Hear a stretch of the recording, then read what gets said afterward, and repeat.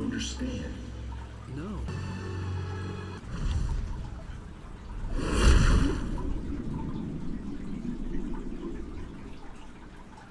Keep going. Wake up. Alice?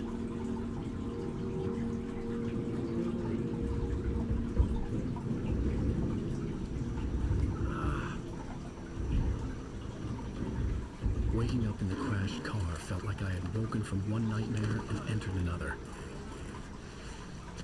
I couldn't remember how I got there. All I knew was that something terrible had happened to Alice. The phone was dead. I'd have to find help on foot.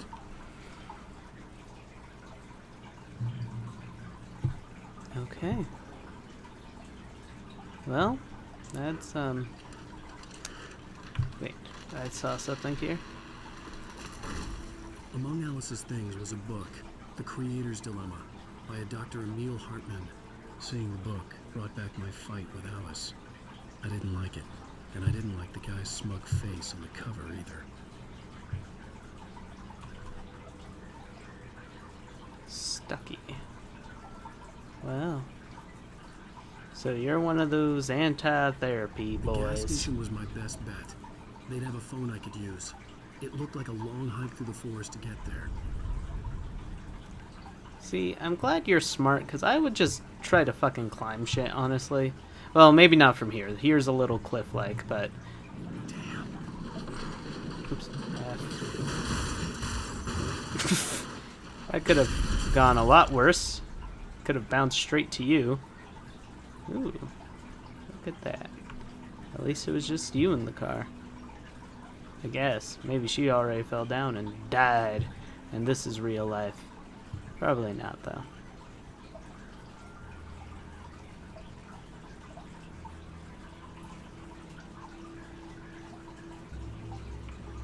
Oh, there's God again.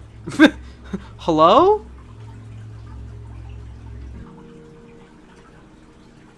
Hello? Someone there? Slenderman, the forest. Gotta collect all the pages. The loose sheets of paper were pages from a manuscript entitled Departure. That was the name I planned to use for the next novel I had never gotten started. I was named the author. I hadn't written it. I couldn't remember writing it. In the scene on the page, the hero was attacked by an axe murderer in the woods at night. Alright. I wonder what's gonna happen next. F5 to do things. Ah, Departure by Alan Wake. okay. Then I could... The man turned to face me. His face was covered in shadows. It was hard to make him out in the darkness of the forest that surrounded us, but the axe he lifted was plain to see. It glistened with the blood of his victim. He grinned madly. The shadows were alive, distorting his features. It was a scene from a nightmare, but I was awake. I mean, you are awake, Alan Wake.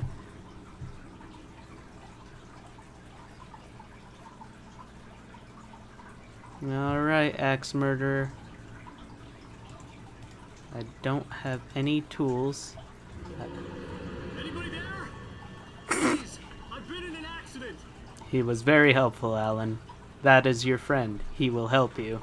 Without a doubt. Actually, technically, he's more like your son, since you created him with your nightmare brain over here.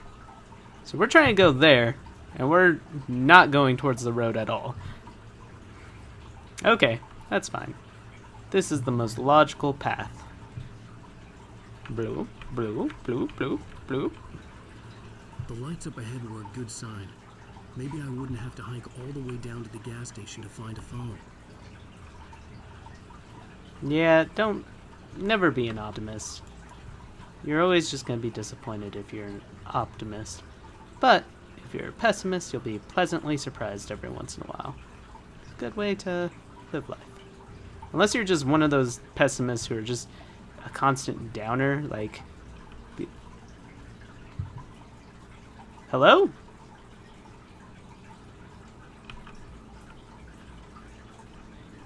I heard some...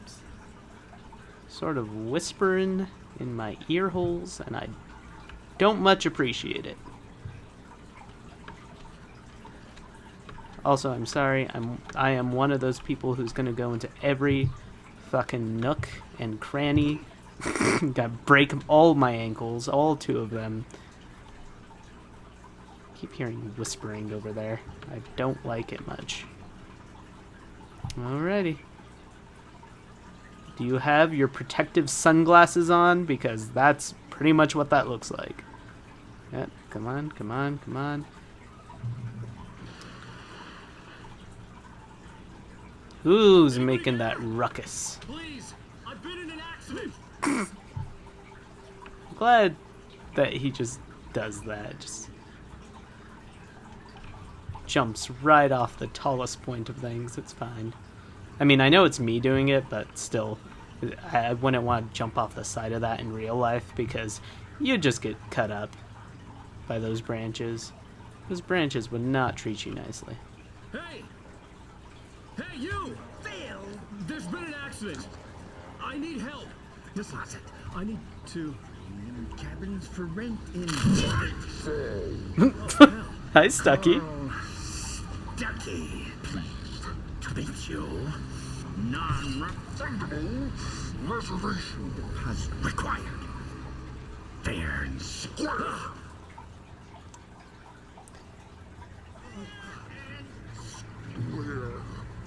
Oh, okay, so now we're in Nightmare Land. Wait, what? Pick it up, do it. Cool. I don't know what, but... What? I know I'm hearing things in real life. I don't know if it's another car beeping outside or if it was my cat yelling. One of them. The Taken stood before me. It was impossible to focus on it, as if it stood in a blind spot caused by a brain tumor and eye disease. It was bleeding shadows like ink underwater, like a cloud of blood from a shark bite. I was terrified. I squeezed the flashlight like my life depended on it, willing it to stop coming any closer. Suddenly something gave, and the light seemed to shine brighter. Alright.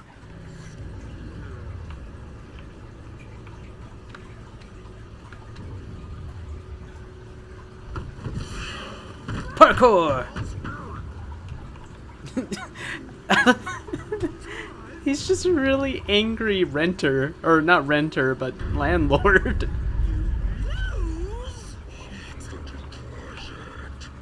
Okay. That's... Alright. I had to figure a way. Where's my Set rent? it now, and Stucky would be knocking on the door with his axe like Nicholson in The Shining. You're not wrong. Alan, my boy, you're not wrong. I really need to figure everything. It looks like you guys can hear me, so I'm gonna assume that my sound gauge is good. My sound gauge, my levels meter. During More your things. trying it's the latest Yes. in Right Falls Sheriff Station. Roman. Hello? Two. One. This is bad.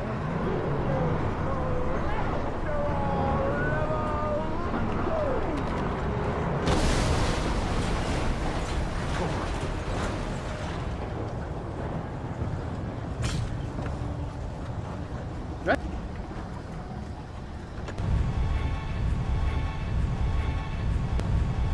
There were more of them.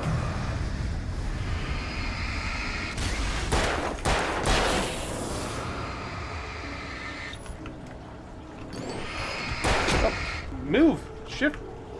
Or not.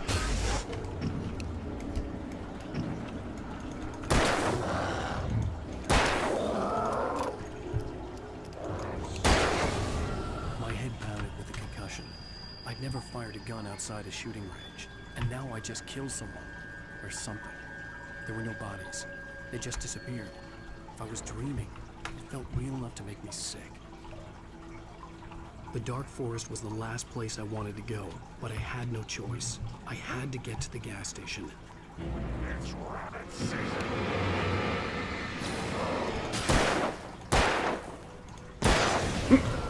Okay, that was definitely a bit of a crotch shot there, but my apologies, sir. You were being dangerous.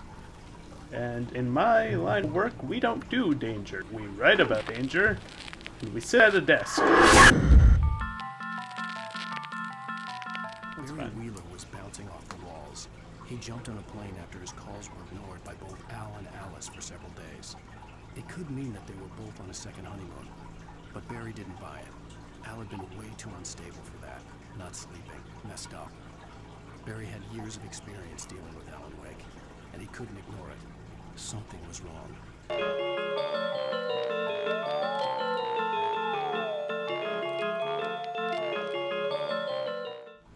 The staircase was broken. I had to make my way up some other way.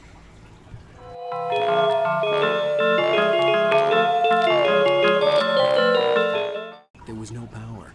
There was bound to be a generator somewhere at the logging site.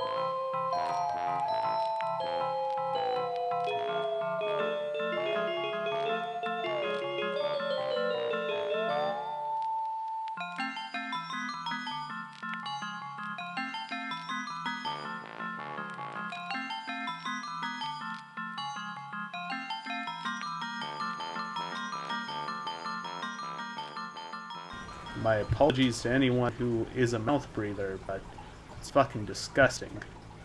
Like, just this. With every one of your breaths. I hate it. Fuck you.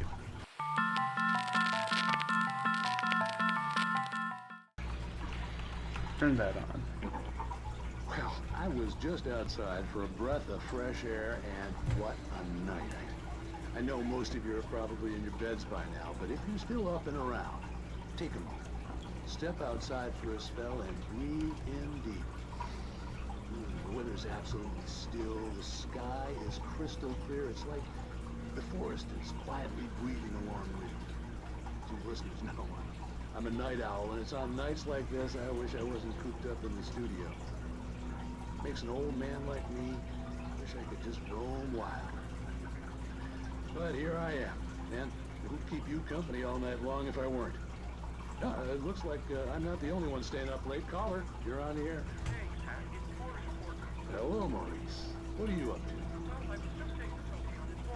Oh, isn't it beautiful out there?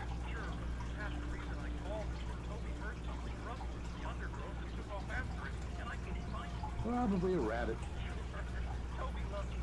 Well, sure.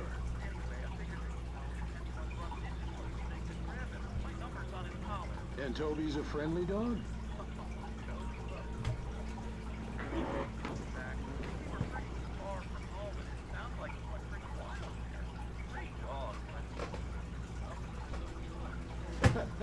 Well, Maurice, it's out there now. Hope Toby comes home soon.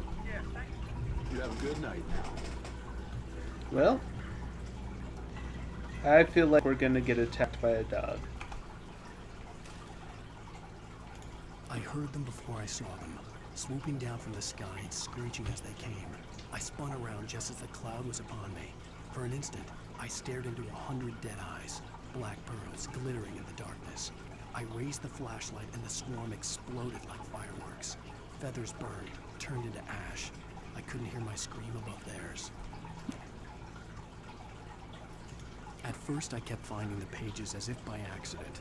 The book I couldn't remember was either a terrible and true prophecy or an act of creation that had rewritten the world. I began to hunt the pages feverishly, for they held the answer to the mystery. With it, I could save myself. With it, I could save Alice.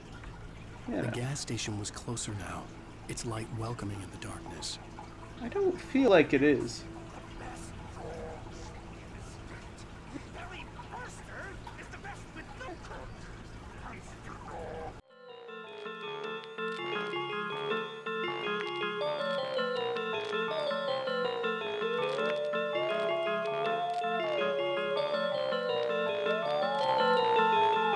Okay. I stepped into the gas station's garage. It was dark and quiet. The place was a mess. It looked like someone trashed the place, or that there'd been some kind of fight. Light spilled into the room through an open door at the back, and I made my way toward it. Without any warning, I was blinded by a bright light. An old portable TV on the shelf had come alive by itself. Impossibly, I could see myself on the screen, talking like a madman.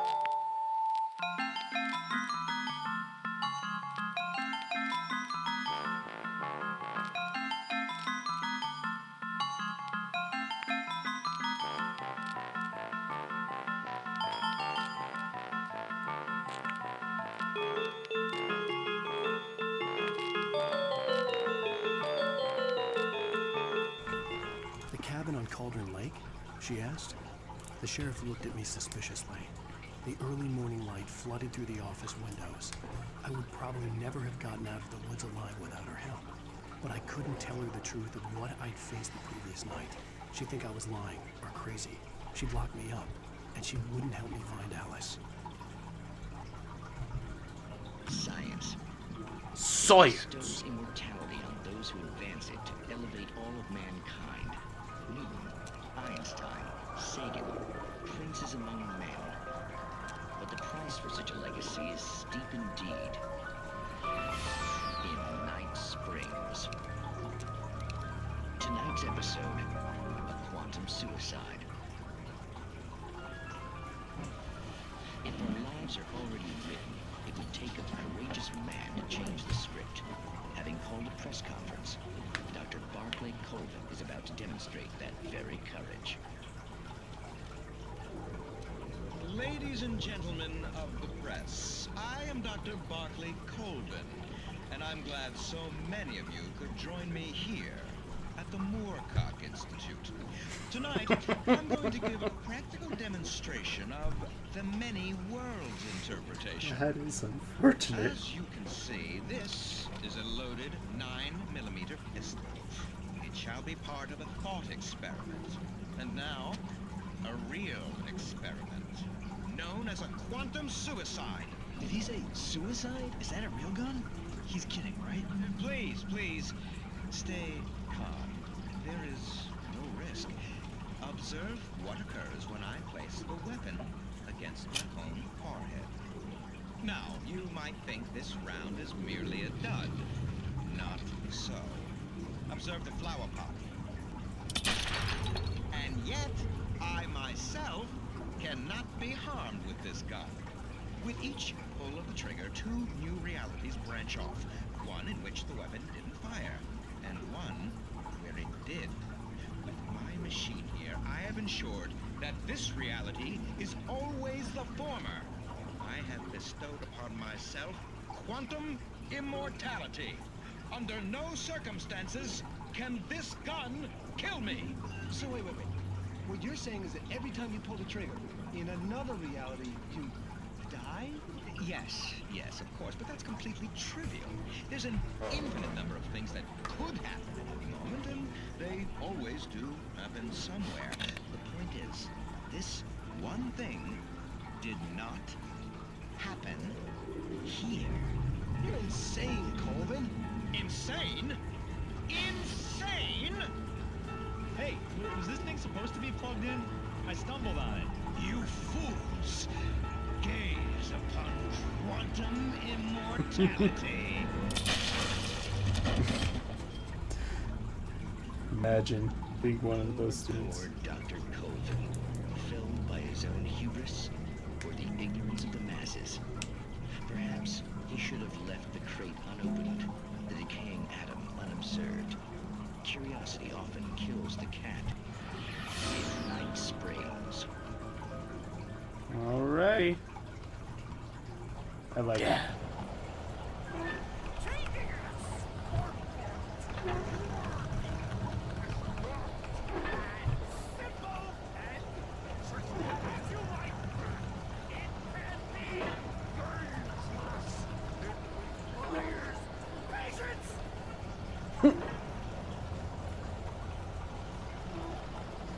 I like Nightmare Stucky. He seems fun.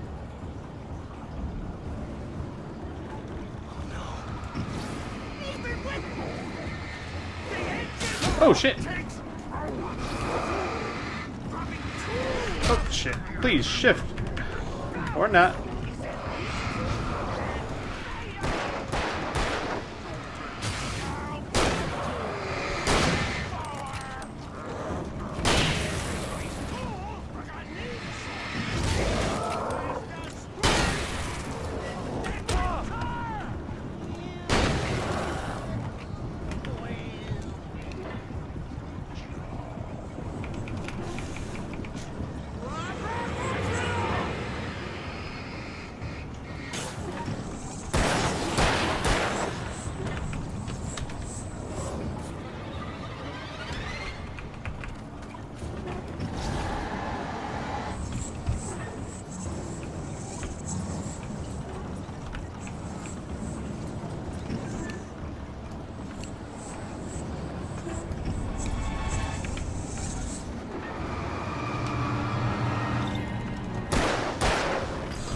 Oh shit.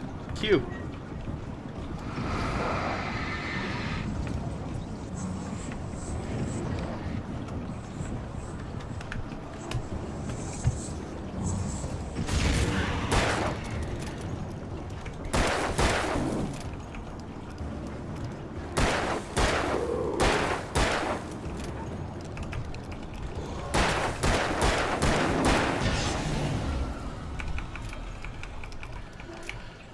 Stucky's body vanished, leaving behind only a lifetime of nightmares to come, assuming I'd reached the lights at the gas station alive.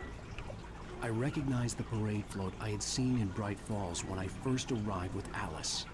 But I don't.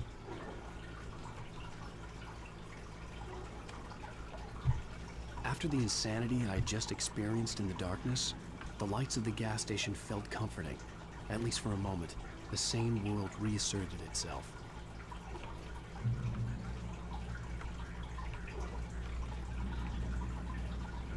You'd think the sane world has come back, but remember, you're still in Nightmare Land. Stucky spat on the garage floor and tried to shake the cobwebs from his head. Ever since the couple never showed to pick up the keys, things had been fuzzy. Something, a feeling caught his attention. Stucky looked up and stared as his brain tried in vain to process the horror before him. He stumbled back, knocking over a can of oil. A black pool spread across the floor while he struggled for a brief moment, then let go as the unrelenting darkness engulfed him.